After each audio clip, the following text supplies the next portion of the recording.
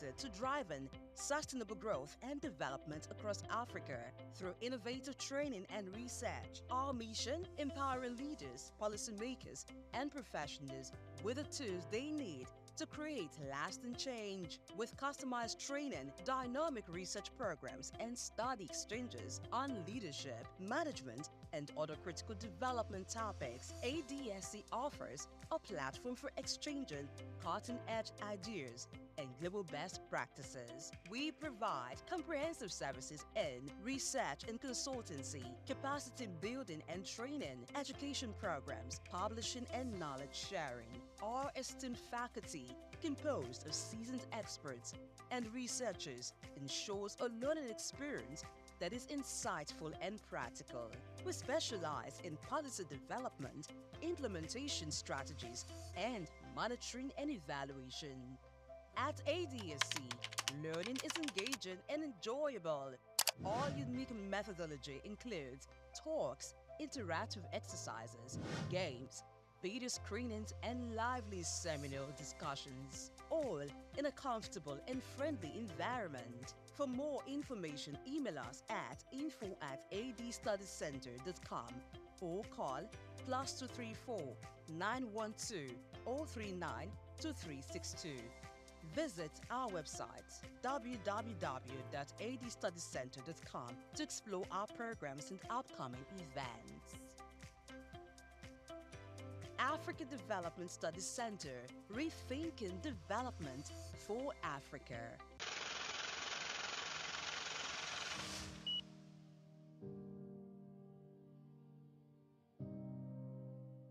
Wale Soyinka, born Akiwande Oluwole Babatunde Soyinka on July 13, 1934, in Abeokuta, Ogun State, southwest Nigeria, stands as one of Africa's most celebrated literary figures and a global icon of resistance against oppression. His life and works reflect an unwavering commitment to justice, culture, and the transformative power of art. Soyinka was born into a Yoruba family in colonial Nigeria, an environment that exposed him to both traditional African culture and Western education. His father, Samuel Ayodele Soyinka, was a school headmaster, while his mother, Grace Eniola Soyinka, was a devoted Anglican. This blend of indigenous and colonial influences deeply shaped Soyinka's world. Soyinka attended Government College Ibadan and later proceeded to the University College Ibadan, where he studied English and literature. Soyinka completed his education at the University of Leeds in England, earning a degree in English and later a doctorate degree. In the late 1950s, Soyinka began working as a dramaturgist at the Royal Court Theatre in London. However, his passion for storytelling and cultural preservation drew him back to Nigeria, where he founded two theatre groups known as the 1960 Masks and the Orisun Theatre Company. Soyinka's works, often a fusion of Western dramatic techniques and African themes, address universal issues of justice, freedom, and human dignity. His early play, titled A Dance of the Forest, which was introduced in 1960, written to celebrate Nigeria's independence, critically examined the nation's socio-political trajectory, setting the tone for his career as both artist and activist. Soyinka's activism became more visible during Nigeria's post-independence years. In 1967, during the Nigerian Civil War, he called for a ceasefire between federal forces and Biafran separatists. This led to his arrest by the military government, and he spent 22 months in prison, where he wrote a short drama titled The Man Died, Prison Notes, a harrowing account of his imprisonment and a profound critique of authoritarianism. Soyinka has authored more than 20 works, including plays, novels, poetry, and essays. In 1986, Soyinka became the first African to win the Nobel Prize of Literature, an achievement that brought global recognition to African literature. Soyinka remained an outspoken critic of oppressive regimes, often at great personal risk. His activism extended beyond Nigeria, addressing global issues of injustice and human rights. During periods of military rule in Nigeria, he went into exile, continuing to write and speak against tyranny. Today, Soyinka is celebrated not only as a literary giant, but also as a symbol of resilience and moral courage.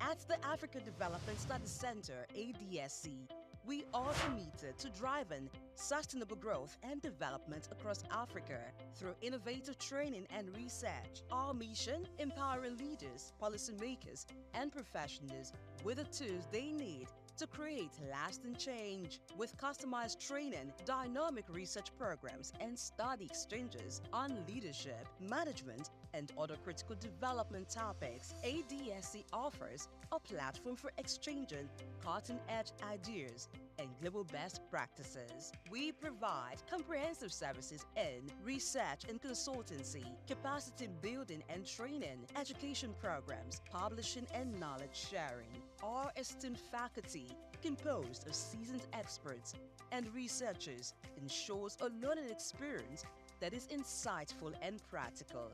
We specialize in policy development, implementation strategies, and monitoring and evaluation.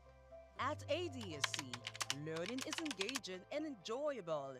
Our unique methodology includes talks, interactive exercises, games, video screenings, and lively seminar discussions, all in a comfortable and friendly environment. For more information, email us at info@adstudiescenter.com or call +234 912 039 2362.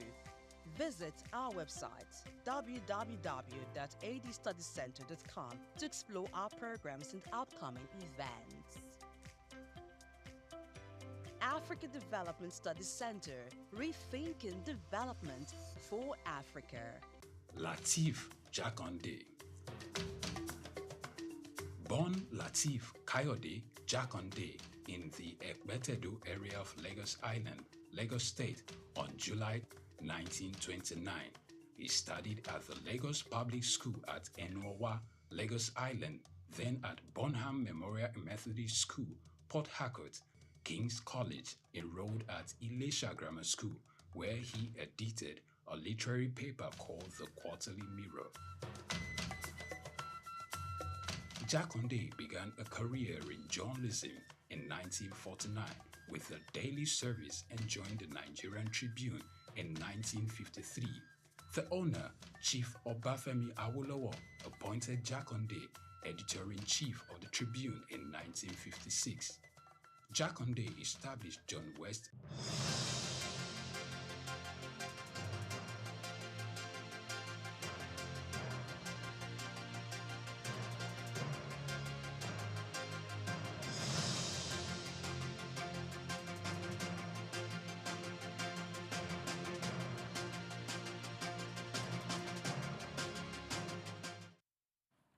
Hey, I've got something to say to you this morning. Either you run the day or the day runs you. Which do you prefer? You be in control of your day or the day controlling you, moving you wherever it pleases. I'm Blessing Daiche. This is our welcome you to the first edition of the Front Burners this week. This is a brand new week.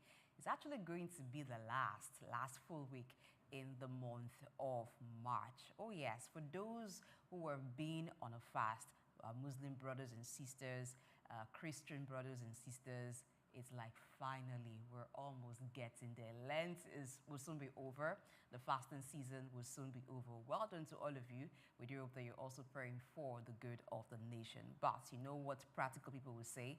It is not sufficient for us to beg heaven to intervene. We as human beings, we have a role to play, and that's why we have this show to talk about areas we need to change, things we need to tweak so that they can be positive change, not just in Nigeria, but across the globe.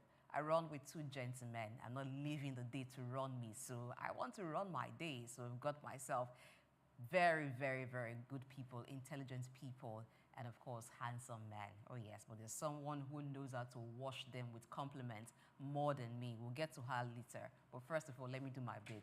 So I introduce to you my co-anchors, Dr. Idausa Osamanze, and of course, Onyipere Kumale. Good morning, gentlemen. Blessing, good morning, prayer. Good morning to you. A very good morning. Good Nigeria out there. It's another beautiful Monday and another day to start, another day to do a lot of hustling and money enters into the pocket. It doesn't matter how last week was. There's still a lot of opportunity out there today, and a little try can just give you that kickstart that you need in life to be up there at the top. The markets are open. Lagos is bubbling. We're here again. Blessing, I really wish that this length continues so that... Really? Oh, yes, there's a whole lot of positives around it. Now I'm looking more beautiful now, more... Well, that's because you have some things to share. For those who would disappear if they try it continuously. I was going to ask him how his weekend is. Just the waxing with this and that, with the green tie and the white. So it's lighter, you can run more.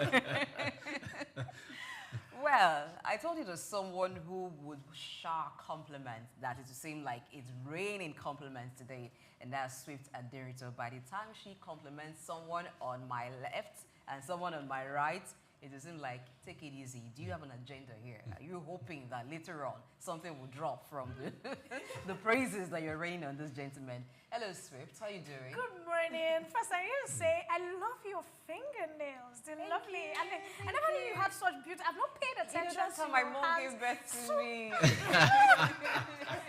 Blessing. Yes. Oyipiri, I think we need to follow her after the show. I think there's something going on. You know, both of us around this. Good morning. Doctor, good morning. As usual, another brilliant green ties. You know what they say about green ties? They are for the people who know how to invent and take life to the next level. Very beautiful tie. Hype woman, doing your job. All right, we're going to leave it to her on something you don't want to miss. Good morning, Nigeria. Good morning, Africa. And they say there are opportunities in every single day. And Monday is the perfect day to seize them all. Welcome to something you don't want to miss. Of course, this is the news set in a toned-down version. My name is Swift Aderito. And let's jump right into it. The Association of Mogbomoya gold users shaking their houses as the Minister of Solid Minerals and Development, Dele Alake, has announced the arrest of 327 illegal mining suspects across Nigeria since 2024. Alake disclosed this at a news conference on Friday while celebrating the one-year anniversary of the operations of the mining marshals. Alake, the minister, stressed that while has arrested 327 suspects for illegal mining, as the ministry is in partnership with other agencies, he has also prosecuted 143 individuals across the country since began operations in 2024. The same Nigerian billionaire and businessman Tony Elumelu has called on global investors to support Africa's economic transformation, citing the continent's projected $450 billion gross domestic product boost from the African continent's free trade area by 2035. Elumelu, who serves as the chairman of Heirs Holding and United Bank of Africa, said Africa's potential is often overlooked despite its youthful population, natural resources, and digital expansion. He urged foreign partners to shift from aid to investment and participate in Africa's economic rise. Africa is not a charity case, he quoted. It is the next frontier for global economic growth. And Elumelu wrote this in an opinion piece seen on Friday for the World's Government Summit. Elumelu has been a prominent advocate for Pan-Africanism, primarily through his economic philosophy of African capitalism and his efforts to empower African entrepreneurs. Elumelu's foundation, which has invested over 100 million in Africa entrepreneurs, has also helped to create over 800,000 jobs and lifted 2 million people out of poverty. We wish him all the best. And my final story for the day. Young men with dreadlocks and tinted hair and flashy cars share suya in their neighborhoods as the Inspector General of Police, Kayode Egbetunko, has warned officers in the Nigerian police force against unlawful and prolonged detentions. He stressed that any officer found violating constitutional provisions on human rights will face serious consequences. The IG reaffirmed that police leadership and commitment to upholding human rights and ensuring due process is in all detention. The IG emphasized and hammered to legal stipulated detention periods is not only a legal obligation, but a fundamental aspect of upholding the dignity and rights of humans. as enshrined in the Section 34 and 35 of the Constitution of the Federal Republic of Nigeria, which guarantees the right to dignity and personal freedom. We hope all our police brothers and sisters out there would, follow suit so that we can all be excited at the end of the day when we send out our young men to go do one or two things. My quote for the day: never take no for an answer simply means don't give up, especially on Monday. Ensure you keep pushing and you keep doing what you have to do best. My name is Swift Aderito, and like I always say, see you at the top. I'm not just leaving you, I'm handing you over to the amazing front burner team. Don't go anywhere.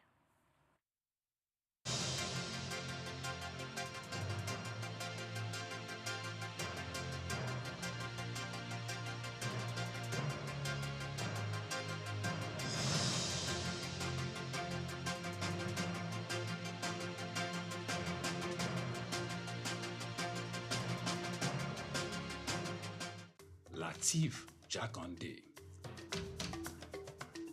Born Lateef Kayode Jakande in the Ekpetedo area of Lagos Island, Lagos State on July 1929.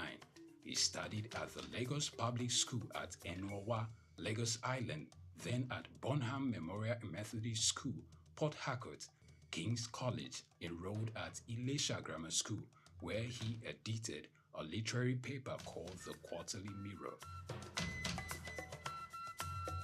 Jakande began a career in journalism in 1949 with the Daily Service and joined the Nigerian Tribune in 1953. The owner, Chief Obafemi Awolowo, appointed Jakande editor-in-chief of the Tribune in 1956. Jakande established John West Publications in 1975 after leaving Tribune and began to publish the Lagos News. He served as the first president of the Newspaper Proprietors Association of Nigeria, NPAN. Jakande ran for election as executive governor of Lagos State in 1979 on the Unity Party of Nigeria platform. His administration was effective and open and implemented the cardinal policies of his party. He introduced housing and educational programs targeting the poor, building new neighborhood primary and secondary schools, and providing free primary and secondary education. He gave poor people's children education, and many of them are now very prominent in the society today. Jakande established the Lagos State University and constructed over 30,000 housing units. After the military takeover in 1983, Jakande was charged, prosecuted, and convicted of treason and later pardoned. He served as Minister of Works under the Sani Abacha military regime. He died in Lagos on February 11, 2021. Lateef Jakande was the first civilian governor of Lagos State. Lateef Kayode Jakande, Souq Enlightenment.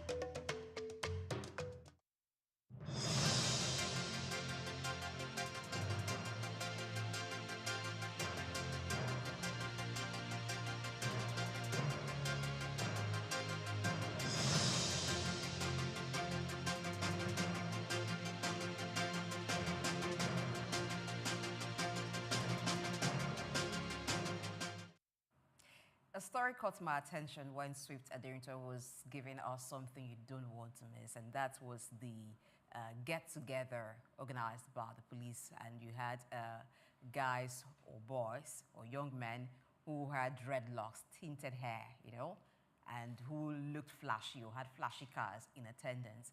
It just seemed like, well, two parallel lines finally meeting. Wow, that's historic. But we hope it doesn't end at a party. So when guys who choose to have dreadlocks or tinted hair, and maybe some of them into tech or other kinds of business, can now afford flashy cars, they're not profiled as Yahoo boys. And, there comes a problem when a policeman or a security operative sees them and becomes a problem like, why do you look this way? We hope we'll get in there gradually. But let's talk about getting there even more. They're really tech people. Well, these days. The appellation is changing. These days, they say there's a new meaning when you say I'm a developer. Yeah, I'm a tech bro. Yeah. Yes. Or a tech sister. A lot is changing. Yeah. They need to understand what kind of tech do you do. Yeah. Are you skilled in the art of scamming people? But that's not what we're talking about. We're talking about having a more civilized society where people are not profiled and assumed to be criminals just because they look a certain way that people have stereotyped maybe it's criminals or people to look and then begin to assume because you look that way, then you must have something negative that you do for a living. So talking about moving and creating change, making Nigerian society more productive. So intellectuals in Nigeria actually gathered, and this was the occasion where you had the Lagos Business School having a function, and then there was conversation. So we'll move now to news analysis, and we're taking the story where eminent Nigerians called on the country's political leaders to emulate Singapore's Lee Kuan Yew's strategic and visionary leadership that saw Singapore build and sustain progressive economic growth over the decades. I'll just give you some background to that story. Like I said, that there was a gathering of intellectuals in Nigeria. They spoke at the University of Lagos Business School's 2025 Quarterly Business Seminar. And then a former minister in Nigeria actually did speak. Obi Ezekwesili, she is the president of Human Capital Africa, and she said one of the key characteristics of strategic leadership is the ability to articulate and pursue a long-term vision that transcends short-term political or economic pressures. And she cited the leadership of Singapore's first and long-serving Prime Minister Lee Kuan Yew. If you have been an ardent viewer of the show, you would have heard Dr. Dausa Osamaze a lot of times reference Lee Kuan Yew when he talks about leadership, when he talks about pragmatic leadership, having a vision, knowing what you want to achieve, and actually following steps, having plans to transform a country that was poor in resources to one now that is a country that has developed technologically, economically, and in education, that is now being referenced when counsel or advice is given to developing nations. So Singapore is pointed and saying, you see what Lee Kuan Yew did there, you should emulate them. So it's not just you who has been talking about Nigeria or even Africa emulating the leadership style of Lee Kuan Yew. Now, intellectuals in Nigeria, and this was even led by Dr. Obi Ezekwesili, asking politicians, political leaders in Nigeria to go that route. Well, it's good that it's coming from the elites and the intellectuals in Nigeria. And the most fundamental part of this is the fact that all of us have had the opportunity to even call it shot at governments. And the history will record them as what were they able to contribute to the system while they were out there. But my really big worry about this story is the fact that, you see, I wrote on my wall about 2 days ago, and I asked if we have too many constitutional lawyers in Nigeria, for example, almost every citizen is a constitutional lawyer. Everybody is citing Section 305, and we are making many and outs of it. But nobody in Nigeria, in our intellectual depth, have been able to define what extraordinary means. And we are getting back and forth because we cannot understand that when you say something is extraordinary, that it means outside of the norm. And we are all in the face of television everywhere, and we are making so much noise and fuse without paying attention even to the operating words in what we are reading. Fundamental problem. And a lot of intellectual dishonesty among our people who say something with one mouth and they're doing something else on the other mouth. But let's look at the Singapore story. It's authoritarian efficiency. The West didn't accept them. They were not conforming to anybody. All they had in mind that they want to build a nation that works. And that nation that works had to come with a lot of discipline. not what people are talking about today. In Singapore, it was something that was as stringent at, when they wore their white pants and their white shirt on the day of their inauguration in 1959, it was a symbol that we have zero tolerance for corruption. There was nothing to say, okay, judiciary, or, that was not it. It's the fact that if you're guilty, you are guilty. In short, Lee Kuan Yew himself said, if a man was dishonest with his wife at home, he cannot serve the public good. It was as bad as that. That's his character. Yes, that's his character. So you cannot be dishonest with your wife at home and then hope to serve in a Lee Kuan Yew government. It was not possible. There was no human rights in there. All that government was that we need to be sincere to ourselves and to build an economy that works. So pragmatism was a game, like you have said. So what works? What are the data? What's available? And Lee Kuan Yew was ready to go all out to ensure that there was no stain around the government. Huge zero tolerance for corruption. So nobody was citing constitutional matter and saying, oh, somebody has breached constitution. There was nothing like that. People were free. It was free to take decision. And it was there for 33 years. And even when he left for 33 years, because there was a deliberate attempt to groom leaders. And so people fill in that gap. And so by the time Lee Kuan Yew was leaving, he was like a consultant to the new government until his death. So when you come back to this space, what are the arguments that we're having in our space today? People are talking about godfatherism.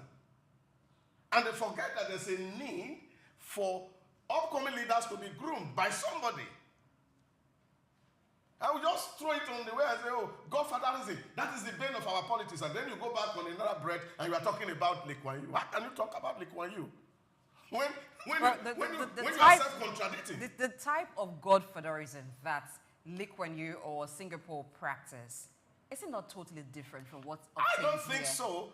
Lee Kuan Yew was succeeded by somebody who was very close to him, and the boys started a business of government together. After 4 years, who became the next prime minister of Lee Kuan Yew? It was his son. It was his son. And there were no hue and cry about the father and the son. What was important was he competent? Okay, so competence comes to play. So that was on this side. Was he competent? Is it a matter of competence when there's a political godfather and then there's a mentee who is under the tutelage of the political godfather? Does competence come into play in this type of mentorship? Yeah, but who defines competence? Who defines competence? See, there's